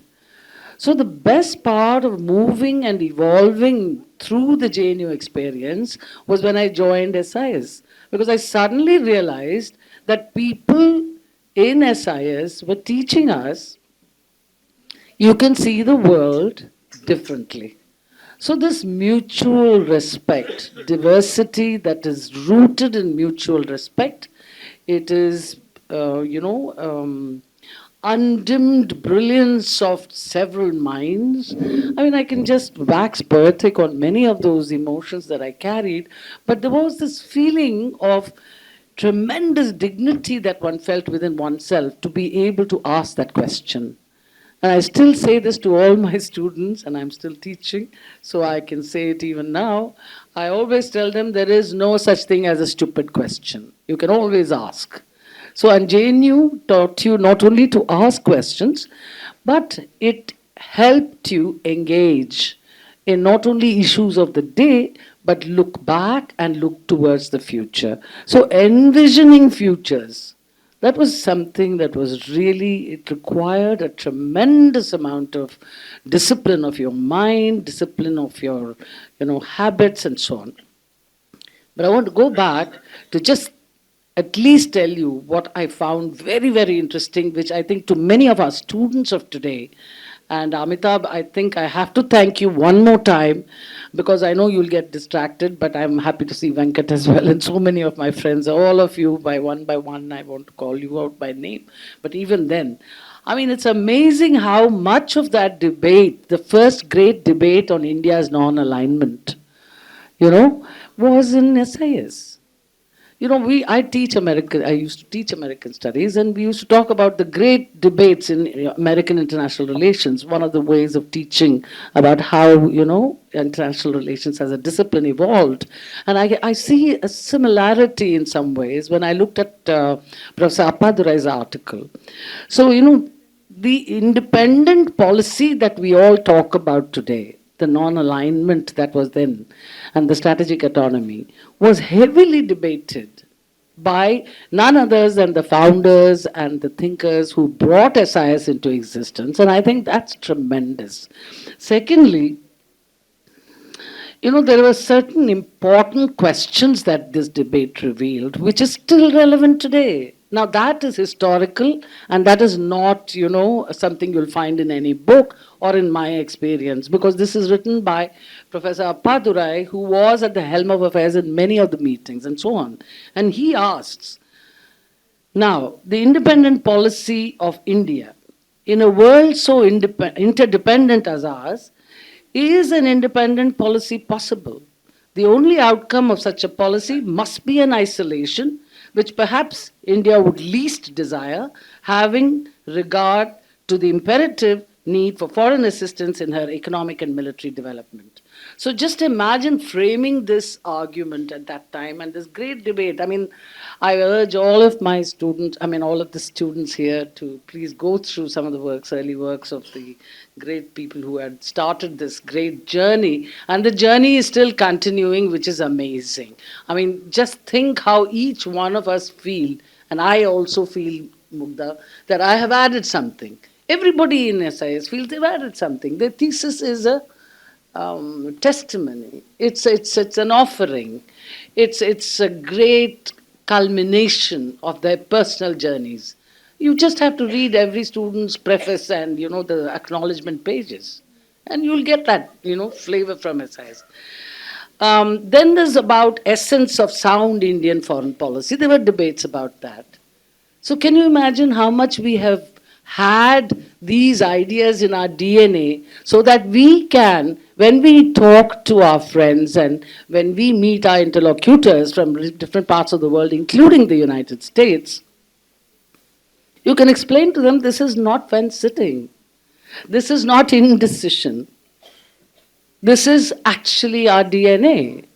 We have been thinking about this. And, one thing that really looks, very, very sort of almost there.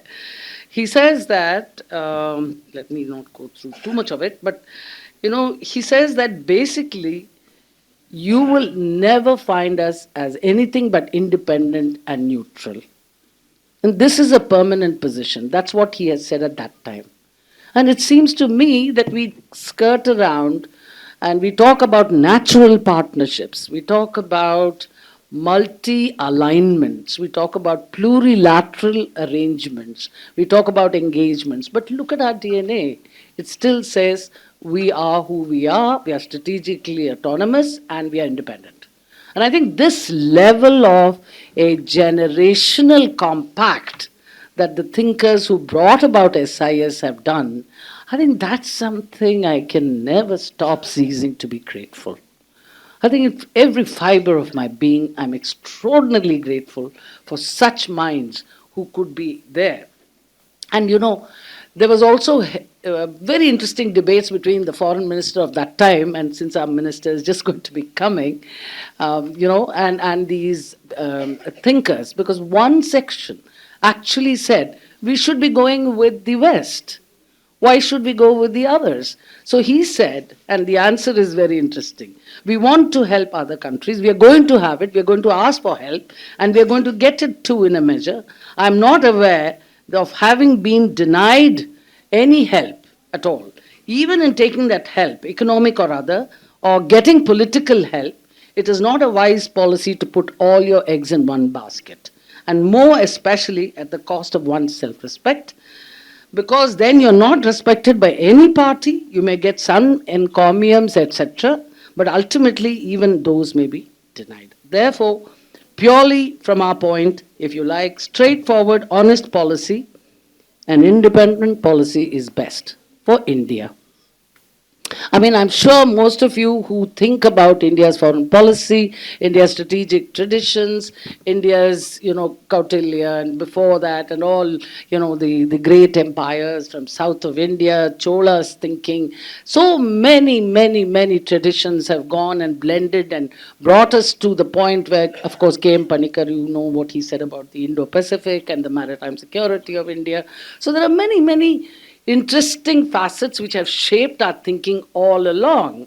So we were not devoid of strategic thinking, and SIS, when you look back, I think you can structure it from not just the history of the evolution of this institution with several deans on the table and outside as well, and several vice-chancellors and several other luminaries who have ignited young minds to think about why we should study the world. Isn't it more important for India to solve her internal problems? Why should we, I know my friends from the ITD department would often coach me and make me understand that trade is a two-way street. Why should we trade? Isn't it enough to have domestic demand? It's amazing amazing the kind of things you can learn and you can put together, but you see this in India of today. So SIS's lasting contribution is also about making India the independent voice in the world.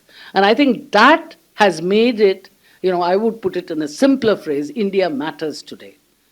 Yeah, you may be sometimes, like JNU and I don't know about, other universities so much, but, sometimes you are known for the wrong reasons. So India may be known for certain things which they'll say, why are you abstaining all the time? Why don't you show up for this meeting? All of that. But the fact of your internationalization in the world has been a journey along with SIS. And that, I think, has helped us be secure, helped us with agency, helped us with the intellectual power and intellectual well to draw from, to understand and to be able to solve some of the problems that we are facing. And that gives me hope that the future, that your title is, Mr. Dean, that, preparing for 2047. I think, that is the real contribution of SIS. You are mining all of your past and all of those heavy, not just the debates on foreign policy, the debates on strategic choices, the debates on how to build alliances and friends, and are we opportunistic, fence, and everything is laid threadbare. And yet, we are able to think about what should we do next. We are always thinking about what we can do next. It doesn't stop with normatives. It goes beyond. And SIS has taught that. There is also an entire level which a scholar like Pot who has talked about norms and how that affects international relations. But at the same time, you also have this tremendous pragmatism and strategic thinking and negotiations, which we saw during the nuclear deal and many other things. So I think that's one of the important things that I thought we should bring to the table. And now I want to talk a little bit about the American studies experience in India, just because I think, yeah.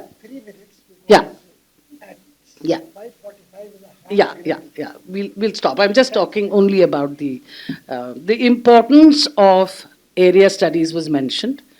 But the person who really, and this I'm becoming a bit personal, and I know many of my colleagues of that time would also be echoing some of my, ideas on this.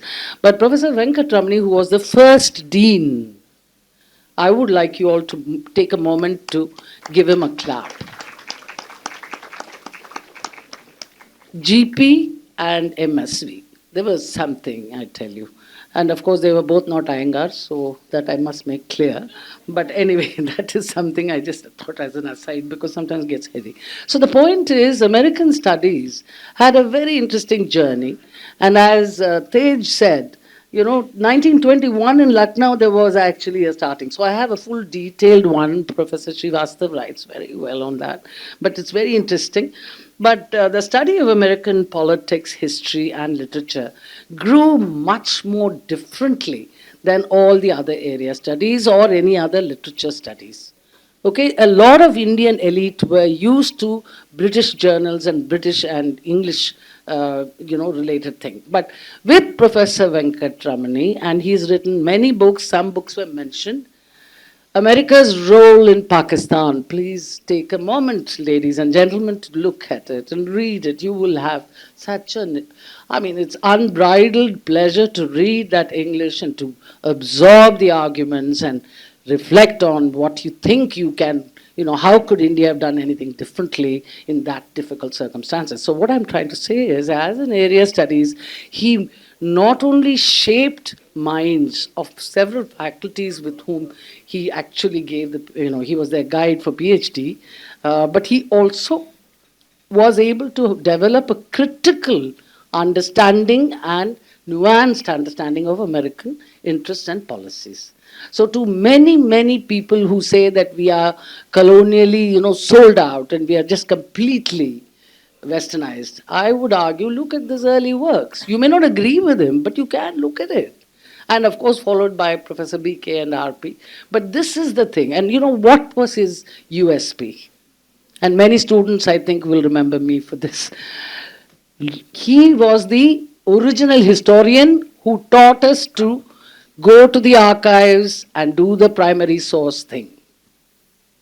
I assure you that, sir, has stood instead of all the things for the On students. that happy inspirational note, I would go back to the song. This is the end, my friend. Yeah. And all good things of life must one. So I should try to stop the know, torrent of I Niagara know. Falls. But which- I think I will Thank stop you. there. But Professor Venkatramani, there is something else. His spirit lives on. And there's only one song which we all used to sing, or I heard when I came. Jeena yahan. You should have stage. Thank That you. was SIS. Thank you. Join SIS and see the world. Thank you. Thank you very much. Thank you very much. I seek forgiveness, Vijay and everybody else. We must have enough time to get down safely before the real fun and games start. Many thanks to the panelists for sharing their SIS journey. Now I request Dr. Aprajita, Dr. Rashmi, and Dr. Sakti to please come on the stage and felicitate our distinguished panelists.